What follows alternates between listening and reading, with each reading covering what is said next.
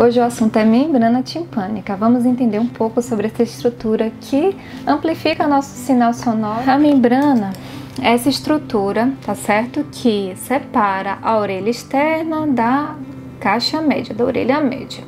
Então faz a amplificação do sinal sonoro.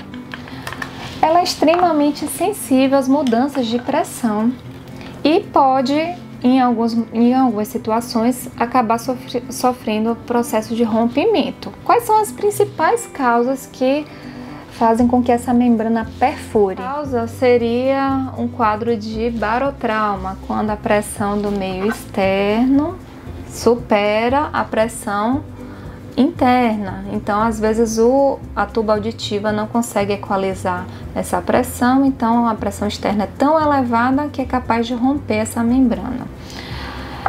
E o barotrauma geralmente acontece através de viagens aéreas, de mergulho subaquático, então a pressão é tão intensa nesse ouvido que acaba podendo, em algumas situações, haver perfuração. Outro quadro seria de otite média aguda, quando a pressão aqui dentro é muito mais elevada do que a pressão aqui fora. Então, o líquido aqui dentro acaba empurrando essa membrana e acaba extravasando.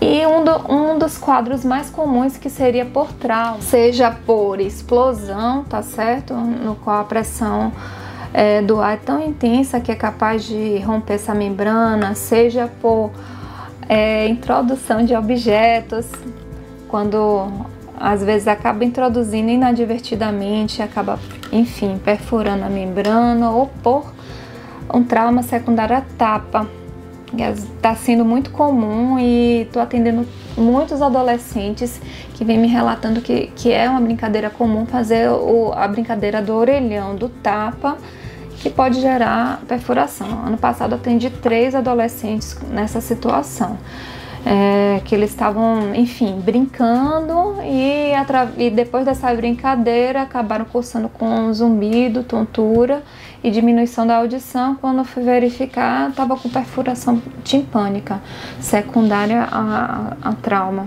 Então a gente tem que se atentar a essas possibilidades. Quando é que a gente suspeita de uma perfuração? Quando diminui a audição, secundária a um trauma, secundária a otite, e a saída de secreção sanguinolenta.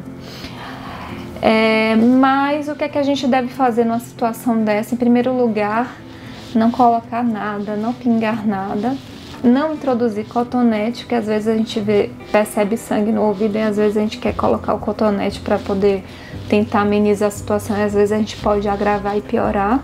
E evitar que o ouvido fique úmido. Como é que a gente pode fazer isso? Principalmente no banho, colocando um pouquinho de algodão com óleo de onça ou qualquer óleo corporal, para poder não molhar o ouvido. O ouvido é muito importante se manter seco, porque a umidade pode propiciar com que essa membrana timpânica ela não cicatrize adequadamente, e ser acompanhada por um médico otorrinolaringologista, porque a maioria das perfurações traumáticas elas ocorrem e fecham espontaneamente. Elas, em 90% dos casos, segundo um estudo recente publicado ano passado, demonstrou que mais de 90% das perfurações traumáticas fecham espontaneamente no período de 1 ano.